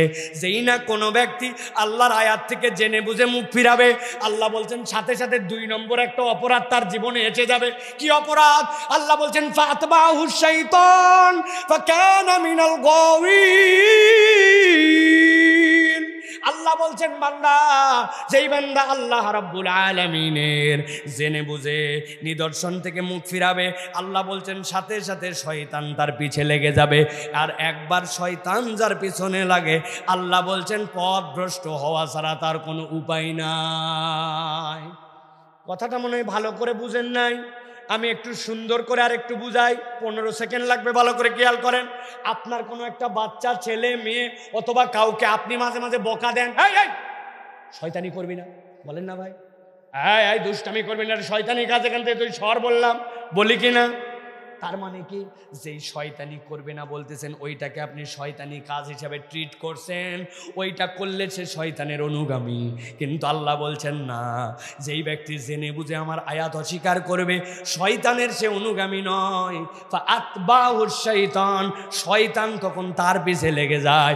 আর একবার যদি কারো পিছে শয়তান লাগে, আল্লাহ বলছেন ফাকানা মিনাল গাওয়িন, ওই ব্যক্তি অবশ্যই অবশ্যই পথভ্রষ্ট হয়ে যাবে। তাহলে এই জায়গায় অপরাধ হচ্ছে দুইটা। কয়টা? কথা বলেন একটু, অপরাধ কয়টা? চলেন সামনে যাই। আল্লাহ বলছেন ওয়ালাউ শি'না, যদি আমি চাইতাম, লারাফানাহু বিহা, ওই ব্যক্তির মর্যাদাকে আমি আসমানে উঠাই দিতে পারতাম। আল্লাহ বলছেন তুমি যদি আল্লাহর আয়াতের উপরে, আল্লাহর নিদর্শন আল্লাহ যতটুকু দিয়েছেন ওইটার উপরে তুমি যদি অটল অবিচল থাকতা, তুমি মনে করছো আল্লাহর আয়াত, আল্লাহর হুকুম এখান থেকে দূরে থেকেই বোধহয় সফল হওয়া যায়। আল্লাহ বলছেন না, তুমি যদি আল্লাহর নিদর্শনের উপরে থাকতে, আমি আল্লাহ চাইলে তোমার মর্যাদা আসমানে উঠাতাম। সুবহানাল্লাহ। কিন্তু এই লোক আরো দুইটা অপরাধ করে বসলো। আল্লাহর আয়াত থেকে তো মুখ ফিরাইছে, শয়তান তো অনুগামী হয়েছে। আল্লাহ বলছেন এই দুটো অপরাধ, আর নবী জানান সাথে সাথে সে আরো দুইটা অপরাধ করলো। তাহলে এই জায়গাতে টোটাল অপরাধ কয়টা? বললেন না কয়টা? হাতগুলা নিচে নামান, রেডি করেন। আমি জিজ্ঞাসা করব টোটাল অপরাধ তাহলে এখানে কয়টা? হাত তুলে দেখা দেবে 4টা। টোটাল অপরাধ কয়টা? সব লোক হাত তোলে নাই, নামান, একসাথে উঠাতে হবে। টোটাল অপরাধ কয়টা? লাস্ট চান্স দিলাম, হাত নামান সবাই, একসাথে উঠাবেন। টোটাল অপরাধ কয়টা? হাত নামান। বলবেন হুজুর কি ঝামেলা, ঢাকার মধ্যে তো এইরকম পরিশ্রমের ওয়ার্ড শুনি নাই। হাত তোলো না, কি শুরু করলেন? আমার একটা টার্গেট আছে, ওয়াজ তো শুনি আর ওই যে বলছি বাউন্ডারি নাই, বাড়ি চলে যায়। আজকের ওয়াজটা অন্তত যেন সাথে বাড়িতে যায়, ঠিক কিনা? পাবনার গল্প শুনেন না আপনারা? দাদা নাতি দুইজন ওয়াজ শুনতে গেছে, ওয়াজ শুনে ব্যাক করার সময় নাতির লুঙ্গি ভিজে গেছে, দাদা ভিজে নাই। ওই পারে যায় দাদাকে নাতি বলছে তোমার লুঙ্গি ভিজলো না কেন? নাতিকে দাদা বলছে তোর লুঙ্গি ভিজলো কেন? বলছে আমরা দুইজন একই সাইজের। হুজুর ওই পারে ওয়াজ করছে, হাঁটুর উপরে কাপড় তোলা জায়েজ নাই মুসলমানের জন্য, ছেলে মানুষ হলে হাঁটুর নিচে, নাভির উপরে এটা সতর। আমি যখন খাড়ি পার হচ্ছিলাম ছোট নদী, তুলতে তুলতে তুলতে তুলতে দেখলাম এই পর্যন্ত উঠার পর তো কাপড় উঠে যায়। নিয়ত করলাম যা হয় হবে, কাপড় ভিজলে বাড়ির যে আমি চেঞ্জ করব, এই জন্য আমার হাঁটু সহ কাপড় সহ ভিজে গেছে, কিন্তু তোমার লুঙ্গি ভিজলো না কেন? বলতেছে ওরে বেকুবের বেকুব, 70 বছর ধরে ওয়াজ শুনি, জীবনে কোনোদিন নদী পার করি নাই, আর প্রথম দিনেই তুই কামসারের লুঙ্গি ভিজালি। ওয়াজ শুনে যদি পরিবর্তন হতে চায়, একদিনে আমার তকদিরের জন্য হেদায়েত হয়ে যেতে পারে। আর যদি মনে করি ওয়াজ শোনা বিনোদন, তো প্রত্যেক দিন মাহফিল শুনলেও কাজ হবে না, ঠিক না? তাহলে এবার বলেন, তাহলে টোটাল অপরাধ কয়টা? হাত ওঠেনি যাদের, শেষ চান্স, হাত নামান। টোটাল অপরাধ কয়টা? ওই যে একটা গোলাপি শার্ট পরে আমার ওই যে ছুটির গোড়া চাচা হাত তোলে না, আমি দেখছি। ঠিক আছে, হাত নামান প্রিয় ভাইয়েরা, ভালো করে খেয়াল করেন। আল্লাহ বলছেন ওয়ালাউ শি'না লারাফানাহু বিহা ওয়ালাকিন্নাহু আখলাদা ইলাল আরদ ওয়াত্তাবা হাওয়া।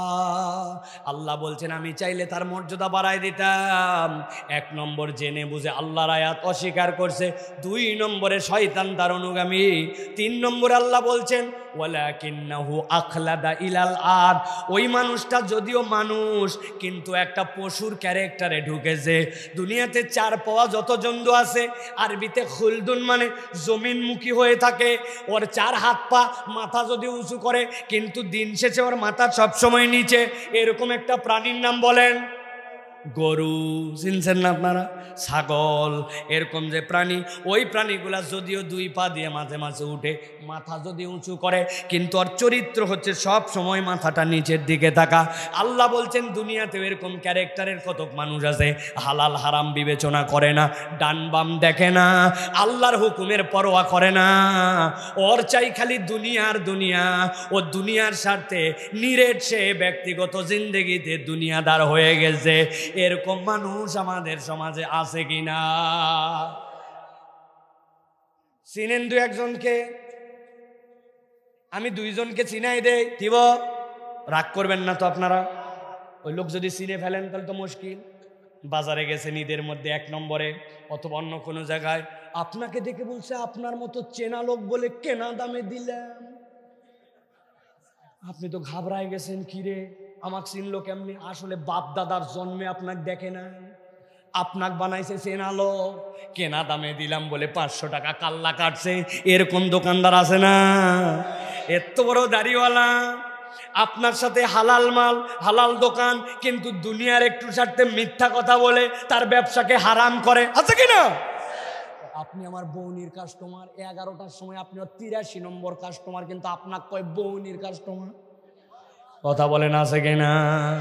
নিরেট দুনিয়াদার, ও দুনিয়ার স্বার্থে কেবল আল্লাহর বিধানকে জলাঞ্জলি দেয়, দুনিয়ার স্বার্থে হালাল হারামের পরোয়া করে না, ঠিক কিনা? বহু মানুষ আপনি দেখবেন কৃষক আছে, যদিও আপনার এখানে বসে আছেন আমি জানি, প্রত্যেকের অরিজিন আমাদের গ্রাম থেকে উঠে আসছি, ঠিক কিনা? গ্রামের দিকে কোদাল কান্দে নিয়ে সকালবেলা মুরব্বী মাঠে চলে যাচ্ছে।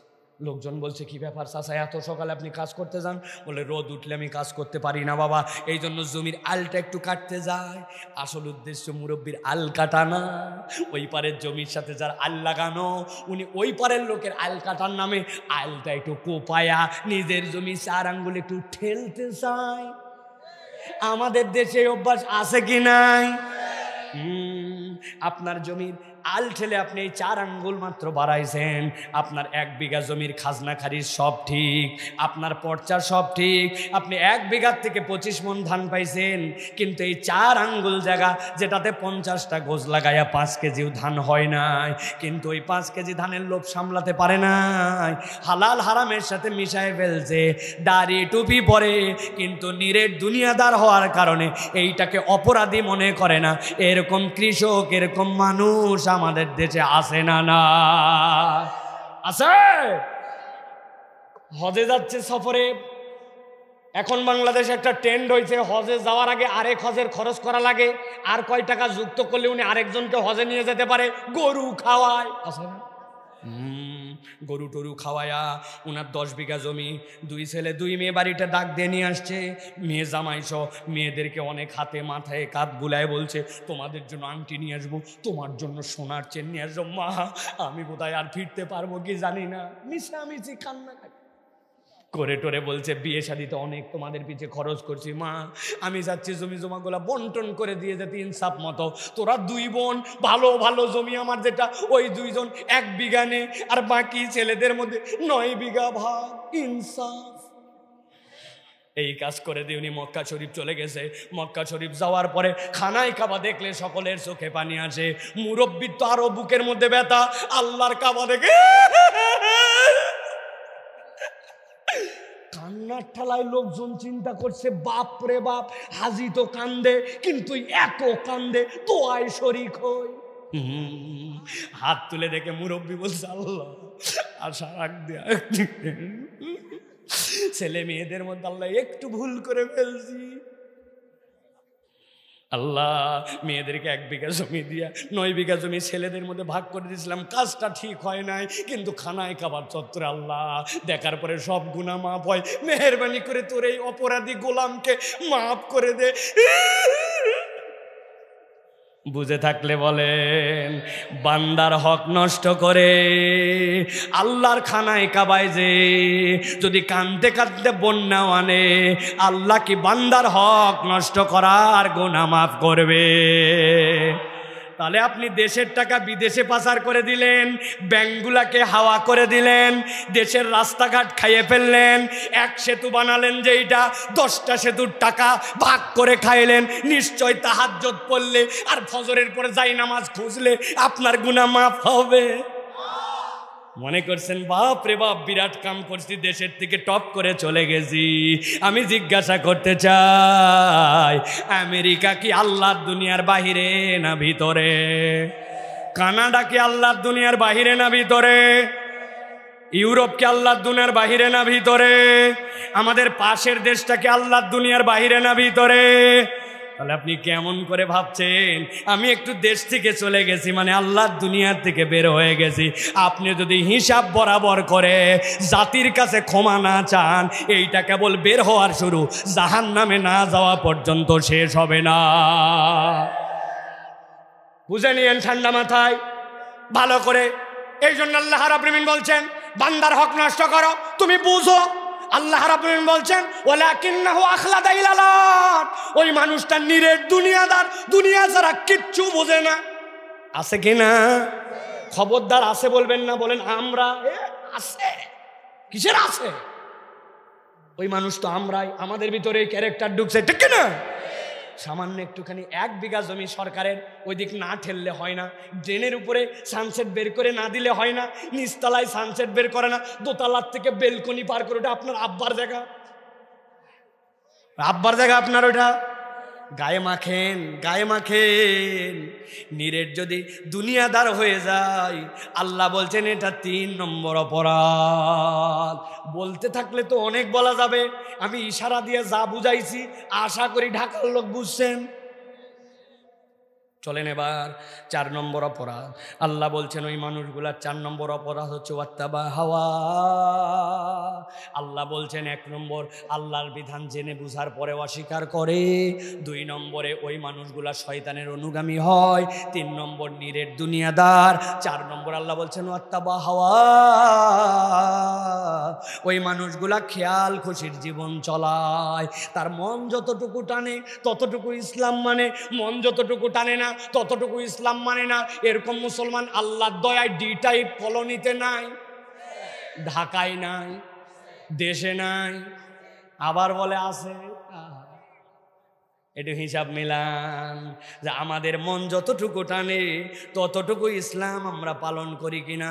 আপনার বয়স না 40+ হয়ে গেছে, দাড়ি রাখেন নাই কেন?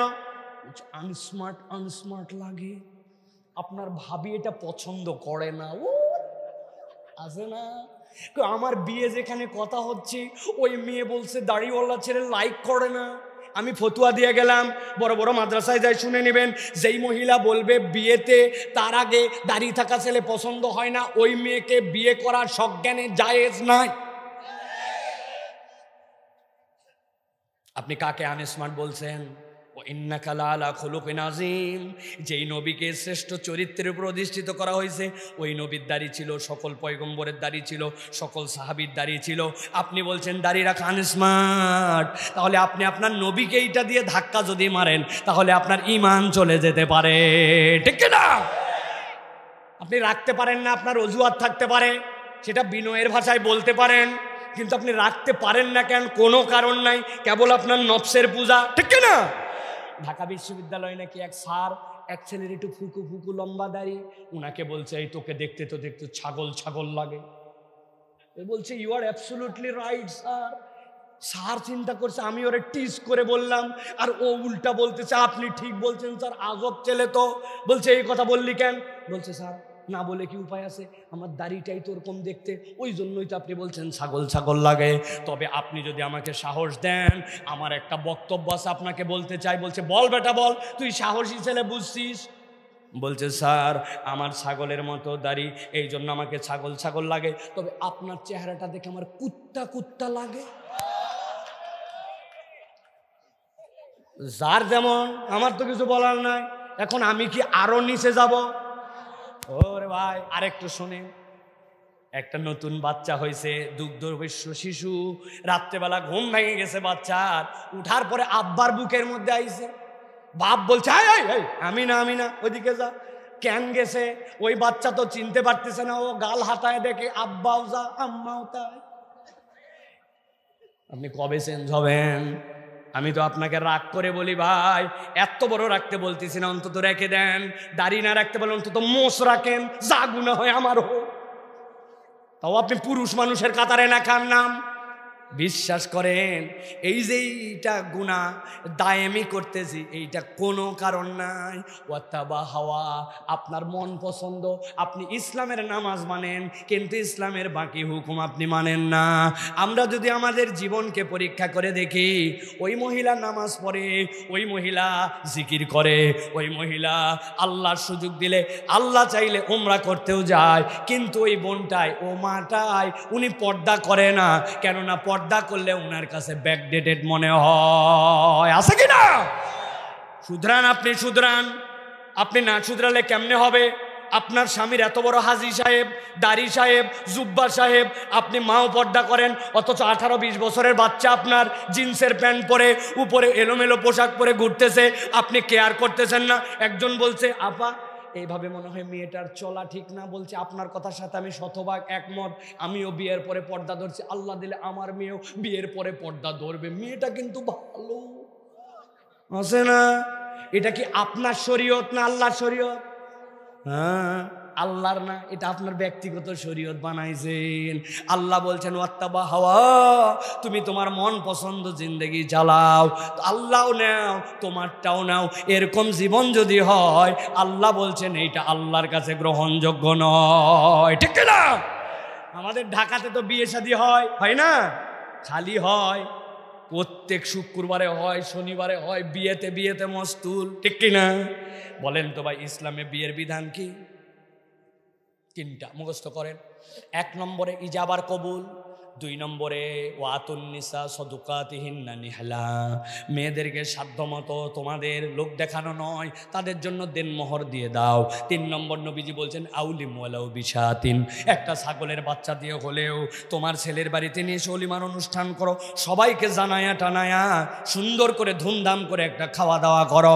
ইসলামের বিয়ে ইজাব কবুল, ইসলামের বিয়ে দেনমোহর, ইসলামের বিয়ে অলিমা, এর মধ্যেই শেষ। কিন্তু আমাদের ঢাকার বিয়ে কি এর মধ্যেই শেষ?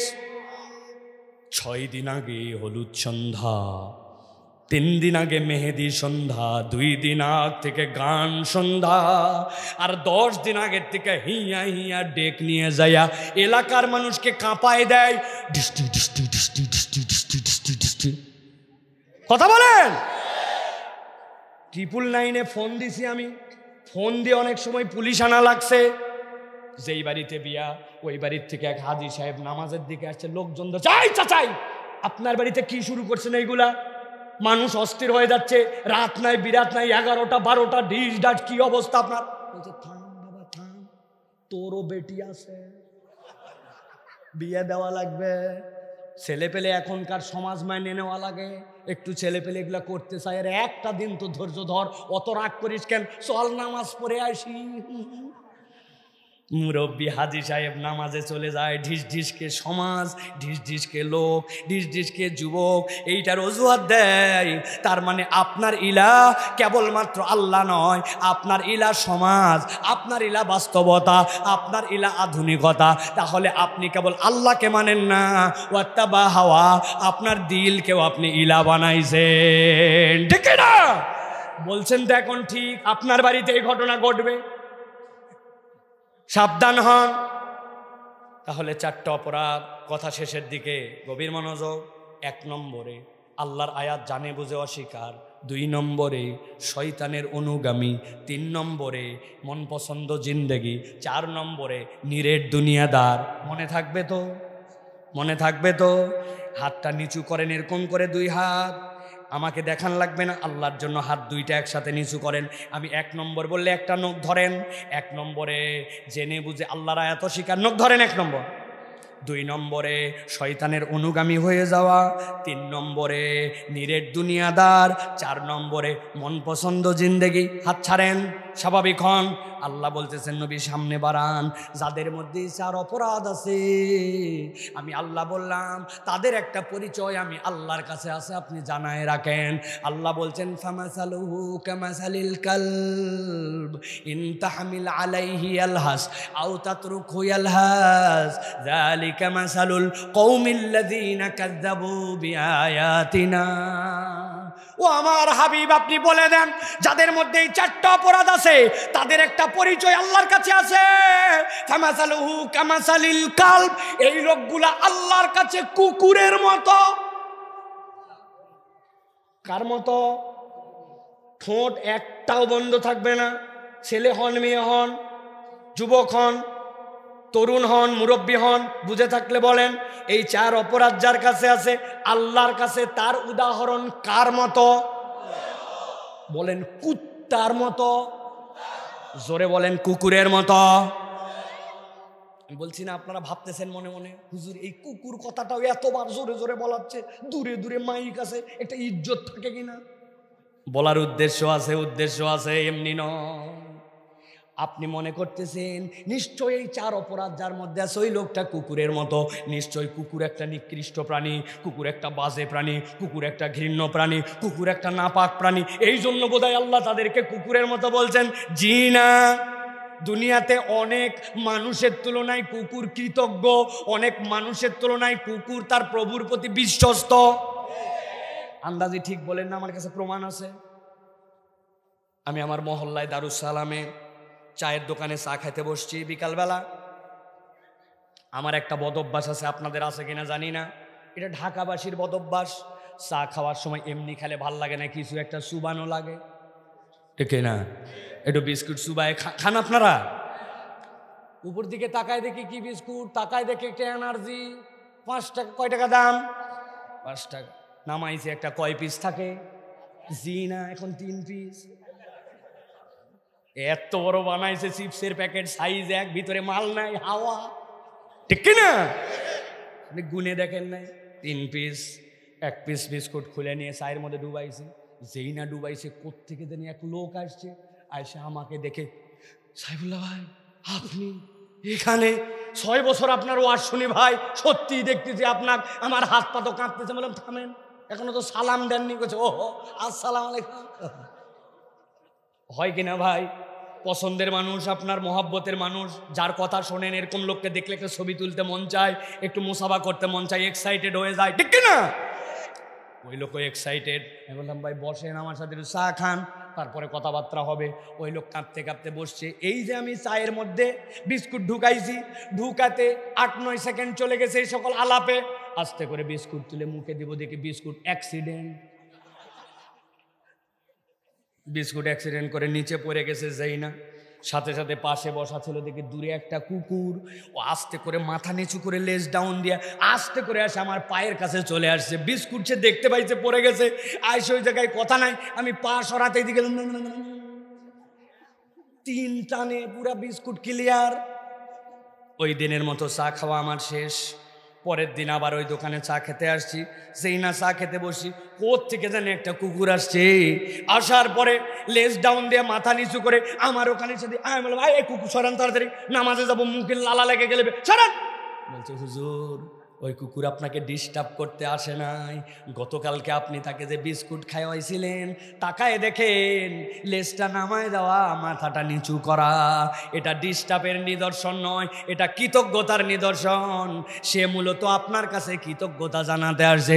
ঢাকার মানুষ বলেন তো, যেই কুকুর আমার কাছে কৃতজ্ঞতা জানাতে আসছে, ওই কুকুরকে গতকালকে আমি বিস্কুট খাওয়াইছিলাম না, পড়ে গেছিল। আপনারা ওয়াজ শুনতেছেন না? না চেয়ারম্যান সাহেবেরা, বিস্কুট কি খাওয়াইছিলাম না পড়ে গেছিল? আমি অনেকক্ষণ ধরে খেয়াল করছি, আপনারা খুব আলসামি করতেছেন। আপনারা ভালো করে খেয়াল করেন, একটা বিস্কুট আনইনটেনশনালি পড়ে যাওয়ার পরে, খাওয়ার পরে 24 ঘন্টা পরে কুকুর কৃতজ্ঞতা জানায়। কিন্তু দুনিয়াতে এরকম অনেক মানুষ পাবেন যার বিপদে আগায় গেছেন, ইচ্ছা মতো টাকা হাওলাত দিছেন, তাকে ধাক্কায় উপর দিকে নেওয়ার চেষ্টা করছেন, আপন ভেবে নিয়ে তার পিছনে আপনি সময় পরিশ্রম ব্যয় করছেন। এখন আপনার একটা বিপদ, তার সাহায্য লাগবে, অথবা তার এখন অবস্থা ভালো, আপনার টাকাটা ফেরত লাগবে, অথবা কোনো কারণে তার মুখাপেক্ষী হয়েছেন, সারা জীবন যাকে দিলেন এখন ওই লোক আর আপনাকে চেনে না, উল্টা আপনাকে সুযোগ পাইলে বাঁশ দিতেও ছাড়ে না। আছে কি না? তাহলে আল্লাহ যে বললেন যে ওই লোকগুলা কুত্তার মতো কেন বললেন? আল্লাহ বলছেন আমি ওই জন্য বলি নাই। আল্লাহ বলছেন ইন তাহমিল আলাইহি আলহাস আও তাতরুকু আলহাস যালিকা মাসালুল কওমিল লাযিনা কাযযাবু বিআয়াতিনা। এই দুনিয়ার মানুষ, আমার বলার উদ্দেশ্য আল্লাহ বলতেছেন দুনিয়ার বুকে কুকুরের একটা চরিত্র হচ্ছে লাহাস। লাহাস মানে সে হাঁপায়, জিহ্বা বের করে, আর যখন হাঁপায় জিহ্বা দিয়ে তখন তার লালা পড়ে। আল্লাহ বলছেন কুকুরের পিঠে তোমরা কেউ বোঝা চাপাও না, কিন্তু কেউ যদি কুকুরের পিঠে বোঝা চাপায় তাও কুকুর হাঁপায়, কুকুরকে ছেড়ে দিলেও হাঁপায়, হচ্ছে হাঁপানো, ঠিক কিনা? আল্লাহ বলছেন কারো মধ্যে যদি এই চার অপরাধ থাকে, আমি আল্লাহ বললাম ওই ব্যক্তিটাও আল্লাহর কাছে কুকুরের মতো। দুনিয়াতেও তার অভাব, লালসা, লোভ তার ফুরাবে না, জীবনটা অস্থির হবে, আর দুনিয়ার থেকে চলে যাওয়ার পরেও তার জীবনটাকে আল্লাহ রাব্বুল আলামিন অস্থির বানায় দিবে। একটু হিসাব মিলান, আপনার আমার জীবনে স্থিরতা বেশি না কোন অস্থিরতা বেশি? চাই আর চাই আরো চাই। বলেন তো ভাই, একটা মানুষের জীবনে কত টাকা লাগে, অথচ এক ব্যক্তি এই দেশের 50,000 কোটি টাকা খাইয়ে ফেলছে। কত টাকা লাগে? কত টাকা লাগে আপনি কল্পনাও করতে পারবেন না। তার চাহিদার শেষ নাই। ওই লোকের কথা বললে আপনারা মনে করতেছেন, কিন্তু আপনারা আমার চরিত্রের দিকেও তাকায় দেখেন। আপনি আমি জেনে বুঝে আল্লাহর আয়াত স্বীকার করি, আমার মন পছন্দ জিন্দেগি চালাই, আমার জীবনে হালাল হারামের কোনো বাস বিচার নাই, শয়তান আমার পিছে লাগছে। আল্লাহ বলছেন তোমার জীবনেও সুখ শান্তি স্থিরতা নাই। লক্ষ টাকার বাড়িতে কোটি টাকার গদিতে, কোটি টাকার বাড়িতে লক্ষ টাকার গদিতে সই ঘুম ধরে না। কিন্তু অনেক মানুষ রিক্সা চালায়া দেখবেন বাড়িতে যেতে দেরি, ঘুম আসতে দেরি হয় না, ভাঙ্গা বাড়িতে থেকেও আল্লাহর কৃতজ্ঞতা করে। আর অনেক মানুষের অনেক কিছু থাকার পরেও কেন আরো চাই এইটা বুঝতে পারে না। আমার দেশে, আমাদের সমাজে এরকম মানুষ আছে কিনা? আপনারা মনে করতেছেন কুকুরের জিন্দগি যাক, দুনিয়ার জীবন তো কোনো রকম পার হয়ে যাবে, যাই যা। ও যুবক, ও মুরব্বী, ও আমার ভাই, আপনি কি তাকায় দেখেন নাই কত লাশ আপনার বাড়ির সামনে দিয়ে গেল, কত ঘোষণা আপনার মসজিদে হলো? যারা লাশ ধোয়ায় ওনাদের কাছে যায় জিজ্ঞাসা করবেন, পরিচয় থাকলে সব লাশের জামা কাপড় খোলা যায় না, কাঁচি দিয়ে কেটে ফেলতে হয়। ওই লাশগুলা যেটা আগের দিন পর্যন্ত আপনার আব্বা, আপনার স্বামী, আগের দিন পর্যন্ত আপনার বন্ধু, আপনার মুরব্বী, আপনার সোসাইটির দায়িত্বশীল, কিন্তু মুয়াজ্জিন সাহেব খবর নিচ্ছে লাশের জানাজার ঘোষণা কখন দেব। সন্তান বলতেছে লাশ এই সময় বাড়ির থেকে বের হবে, স্ত্রী বলতেছে লাশটা শেষ দেখা দেখে নেব, কবর খোঁড়ার লোক বলতেছে লাশ খোঁড়ার টাকা কখন দিবেন। ওই লোকটা আর সমাজের কোনো কিছু নাই, ওই লোক হয়ে গেছে লাশ। আপনি আমিও যে কোনো দিন এরকম লাশ হয়ে যাব। দুনিয়ার জীবন কুকুরের মতো না হয় পার হলো ভিন্ন কথা, কিন্তু কবরে যাওয়ার পরেও যদি আল্লাহর কাছে এরকম অস্থির জিন্দেগির পানিশমেন্টের জন্য দাঁড়াতে হয়, ওই দিন তো বাঁচার আর কোনো উপায় থাকবে না, ঠিক না? এই জন্য সিদ্ধান্ত নেন, মেহেরবানি করে আজকের থেকে সিদ্ধান্ত নেন। আমার কথা শেষ। আল্লাহ রাব্বুল আমিন যেই কথা বলেন নবীকে শেষ করতে বলছেন, কথা শুনেন।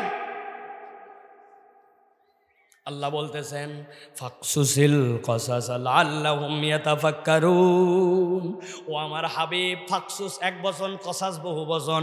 ও আমার হাবিব, আপনাকে প্রথমে বলা হয়েছিল ওয়াতলু আলাইহিম আর এখন আপনাকে বলা হচ্ছে ফাকসুসিল কসাসা, আপনি এরকম ঘটনাটা জানাই দেন, কিচ্ছাটা বলে দেন, লাআল্লাহুম ইয়াতাফাক্কারুন, আশা করা যায় মুসলমানরা চিন্তা ভাবনা করে আগামীর পথ চলবে।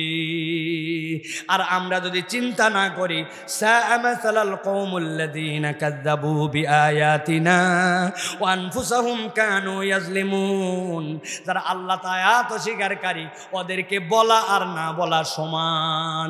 সিদ্ধান্ত নিয়ে বাড়িতে চলে যান 1 মিনিট। আমরা কি চিন্তা করে জীবনের দিক পরিবর্তন করার জন্য প্রস্তুত আছি? ইনশাআল্লাহ। আমরা কি গাজওয়ারির জীবন নাকি চিন্তাশীল জীবনে পরিবর্তন হব? তো চিন্তাশীল জীবনে পরিবর্তন হব ইনশাআল্লাহ, ইনশাআল্লাহ। এটা কি নামাজ ধরে না বাদ দিয়া, মিথ্যা কথা ছেড়ে না রেখে, গালমন্দ করে না বাদ দিয়া। আর আমরা ঢাকার লোক, আমাদের একটু গালি দেওয়ার অভ্যাস, তাই না ভাই? তাছাড়া আনস্মার্ট লাগে, খবরদার গালি বাদ দিব, গালি বাদ দিব, গিবত গিল্লা করব, বাপ মায়ের সাথে বেয়াদবি। আরে আনস্মার্ট বাপ মা একটু করাই লাগে, ওনারা বুঝে না হুজুর, মানদার তামলের লোকজন, একটু আমি 3 তালা চুল কাটছি আমাকে গালাগালি করে, আছে না? বাপ মায়ের কথা শুনবো ইনশাআল্লাহ। ও যেই মুরব্বীর আব্বা আম্মা মরে গেছে, আপনি হাত তুলে কি করছেন? আপনি, আপনার দরকার নাই, আমাদের ইয়াংদের দরকার, ঠিক না? আল্লাহ কবুল করে বলে, আল্লাহ রাব্বুল আলামিন আমাদেরকে কবুল করে বলে, আল্লাহুম্মা আমিন। প্রিয় ভাইরা, এই ওয়াদা যেন আমার সাথে না হয়, আল্লাহর সাথে হয়। আল্লাহর আয়াত চিনি, জানি, কেমনে আমি না মানে চললাম? ওই আল্লাহ না আমার দাঁত বাড়ালো না, ওই আল্লাহ না আমার ভুরুটা সেট করে রাখলো, চোখের পলক ফেলার জন্য ওই আল্লাহ না আমার কখনো পানি ইনস্টল করতে হলো না, আমি পেটে যা খাই আমার হাত পা কাল্লা অটো চালু করে দিলেন, শুই অটো, উঠি অটো, ওই রবকে কেমনে বিরোধিতা করি, ঠিক না? আর আল্লাহ আমাকে একটা নিয়ামত দিয়েছে, ওইটার দাম 270 টাকা না 50,000, মনে আছে তো? ওইটা অমূল্য সম্পদ ঈমান। তাহলে এই 2 দৌলতের কানেকশনে এই 4 অপরাধ মুক্ত জীবন যদি আমরা গঠন করতে পারি, আল্লাহর এক একজন আমরা ওলি হয়ে যাব ইনশাআল্লাহ। রাজি তো ইনশাআল্লাহ? আজকের ওয়াজ কি বাড়িতে যাবে তো ইনশাআল্লাহ? এত কষ্ট করে আপনাদেরকে কষ্ট দিয়া আমার টার্গেট একটাই, যেন এই ওয়াজটা আমাদের জীবন পরিবর্তন করার জন্য কাজে লাগে। বলেন আল্লাহুম্মা আমিন। আমি মুগ্ধ হয়েছি, আমার চোখের সামনে কাউকে উঠতে দেখি নাই, 1.5 ঘন্টা দাঁড়ায় কথা শুনতেছে, যায় নাই একটা মানুষ। আল্লাহ রাব্বুল আমিন আমাদের সকলকে কবুল করে, বলেন আল্লাহুম্মা আমিন। আল্লাহ আমাদের আশা ভরসাকে, আজকের আয়োজনকে, যারা আয়োজন করলেন তাদেরকে সকলকে যেন কবুল করে, বলেন আল্লাহুম্মা আমিন।